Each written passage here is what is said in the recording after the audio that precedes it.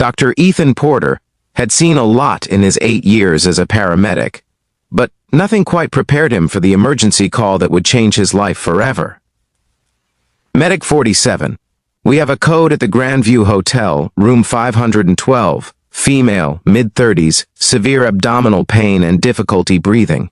Patient is a high-profile guest. Handle with discretion. Ethan exchanged a glance with his partner, Rodriguez, as they pulled up to the luxury hotel. High-profile usually meant complicated. Celebrities, politicians, business moguls, they all wanted the same level of care as everyone else, but with added privacy and often unrealistic expectations about what emergency medicine could do. The hotel manager met them in the lobby, practically wringing his hands. Please be discreet. Miss Chambers is a very important guest. She's the CEO of Chambers Technologies. This could be very bad for our reputation if word gets out that— Sir, Ethan interrupted firmly but politely, my concern is the patient's health, not your hotel's reputation. Which way? They were directed to the 5th floor, their equipment in tow. When they entered room 512, Ethan's breath caught for just a moment. The woman on the bed was beautiful even in distress. Blonde hair disheveled, her red silk dress twisted around her, one hand clutched to her abdomen, the other gripping the sheets. Her face was pale, a sheen of sweat on her forehead, but her eyes were sharp, alert, and currently filled with pain and fear.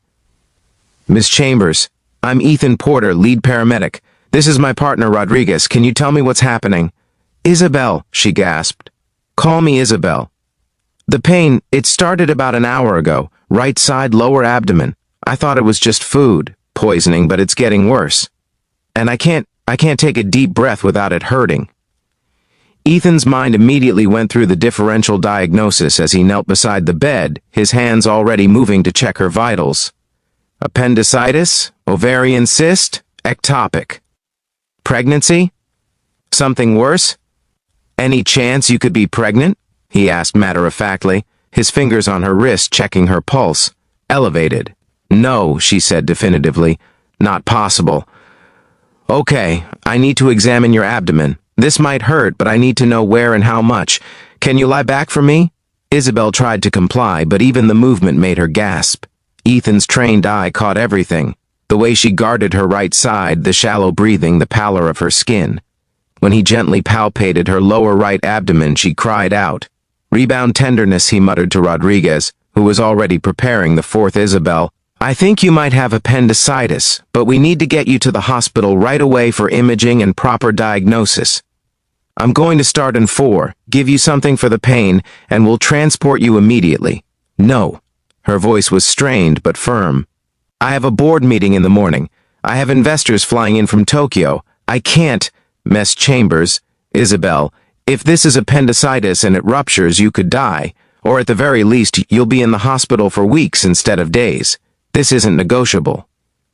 She stared at him, and Ethan saw the exact moment she shifted from CEO mode to scared patient mode. Okay, she whispered, okay. As Ethan worked, sliding the 4 into her arm with practiced ease, Isabel suddenly grabbed his wrist. Her grip was surprisingly strong for someone in her condition. Please, she said, and her voice cracked. Please, just make it fast. The pain, I can't. Something in her voice, in her eyes, cut straight through Ethan's professional detachment. He'd heard pleas like this before, but there was something different about her. Maybe it was the vulnerability he saw in someone who was clearly used to being in control. Maybe it was the fear she was trying so hard to hide. He covered her hand with his free one. I've got you, Isabel. I'm going to give you something for the pain right now, and we're going to get you to the hospital as fast as we can. I promise you, you're in good hands. Do you promise every patient that? She asked, her words starting to slur slightly as the morphine hit her system. Ethan smiled gently. Only the ones who look like they need to hear it. The ambulance ride was tense. Isabel's condition was deteriorating, her blood pressure dropping, her pain increasing despite the medication. Ethan found himself holding her hand, something he rarely did with patients, speaking to her in low, calm tones. Tell me about your company, he said, trying to keep her engaged, alert. What does Chambers Technologies do? We developed sustainable energy solutions, she murmured. Solar, wind, battery technology, boring stuff. Doesn't sound boring, sounds important. My father started it, I just made it bigger. Her eyes fluttered. Am I going to die? Not on my watch, Ethan said firmly. Stay with me, Isabel. Tell me more. Do you have family, someone we should call? No husband, no kids, parents are gone. There's just the company, she laughed weakly. Pathetic, right? 34 years old and all I have is a business. Having something you've built with your own hands isn't pathetic, it's impressive. They arrived at the hospital and Ethan stayed with her even as the ER team took over. He gave report to the attending physician, watched as they rushed her to imaging and found himself reluctant to leave even though his shift was over. Rodriguez clapped him on the shoulder. She's going to be fine, Porter. They've got her now. I know, you just feel responsible. You always do. But man, you've got to pick up Sophie from daycare in 20 minutes. Go be a dad. The CEO will survive. Ethan nodded, but as he left the hospital, he couldn't stop thinking about Isabel Chambers, about the fear in her eyes, the loneliness in her voice when she said she had nobody to call. 3 days later, Ethan was surprised to receive a call from the hospital's patient liaison office. Mr. Porter? We have a patient who's being discharged today who specifically asked if you were available to stop by her room. Isabel Chambers? Ethan's heart did an unexpected jump. Is she okay? She's fine. Appendectomy went smoothly. But she said she wanted to thank you personally before she left. Ethan found himself agreeing before he could think better of it. He wasn't even on shift, it was his day off. But he told his daughter Sophie's babysitter he'd be an hour late picking her up and drove to the hospital. Isabel was sitting on the edge of the hospital bed, dressed in real clothes, designer jeans and a soft sweater, looking infinitely better than the last time he'd seen her. When he knocked on the open door, her face lit up. You came, she said, and there was genuine surprise and pleasure in her voice. You asked, how are you feeling? Like I got punched in the gut, but alive. Thanks to you. She gestured to the chair beside the bed. Please sit. I don't have long before my assistant arrives with the car, but I wanted to thank you properly. You were right, it was appendicitis, and it was close to rupturing. The surgeon said if I'd waited another hour, but you didn't. You're okay now. Because you convinced me to go, because you held my hand and made me feel like I wasn't alone. Isabel looked down at her hands. I don't think I've felt that kind of genuine care from another person in years. Everyone in my life wants something. A promotion, a contract, access. You just wanted me to be okay. That's my job. Is it your job to hold hands and make promises? Ethan smiled ruefully. Technically, no, but you seemed like you needed it. They looked at each other for a long moment, and Ethan felt that pull again. The same one he'd felt in the ambulance. The sense that this woman was somehow different, important in a way that had nothing to do with her title or wealth. Can I ask you something? Personal? Isabel said suddenly. That tattoo on your arm, the one I noticed when you were starting my IV, it says Sophie, daughter. Yeah, she's 4, the light of my life. And her mother? Not in the picture. It's been just me and Sophie for 2 years now. Ethan stood, suddenly uncomfortable with the direction of the conversation. I should let you get ready to leave. Wait. Isabel stood too, wincing slightly at the movement. I'm going to do something completely inappropriate and you can absolutely say no, but I'd like to take you to dinner, to thank you. That's not necessary. Not as a thank you then, as a date, because in the worst moment of my life, you made me feel safe, and I haven't been able to stop thinking about you for 3 days. And I'm probably making a complete fool of myself right now, but I'm on a lot of pain medication, so I'm going to blame that for my boldness. Ethan stared at her, his mind racing. She was a CEO, he was a paramedic and single father. They lived in completely different worlds. This was crazy. I have a 4-year-old daughter who comes first, always, he heard himself say. I work 60-hour weeks on rotating shifts. I live in a 2-bedroom apartment in a neighborhood you've probably never been to, and I can't do fancy restaurants because I can't afford a babysitter and an expensive meal. Isabel smiled. I don't care about any of that. I spend my life in boardrooms and fancy restaurants, and I've never been more miserable. I want real. I want someone who sees me, not my company or my money. And I'd love to meet your daughter if you're comfortable with that. You want to meet Sophie? If this is going to go anywhere, she's part of the package, right? I may not know anything about kids, but I'm a fast learner. I didn't build a billion-dollar company by being afraid of new challenges. Ethan laughed, and it felt good. Okay, but we're doing this my way. Pizza at my apartment. This Friday. Sophie makes the rules. I wouldn't have it any other way. Friday came, and Ethan was more nervous than he'd been in years. Sophie, sensing something was up, had been asking questions all day.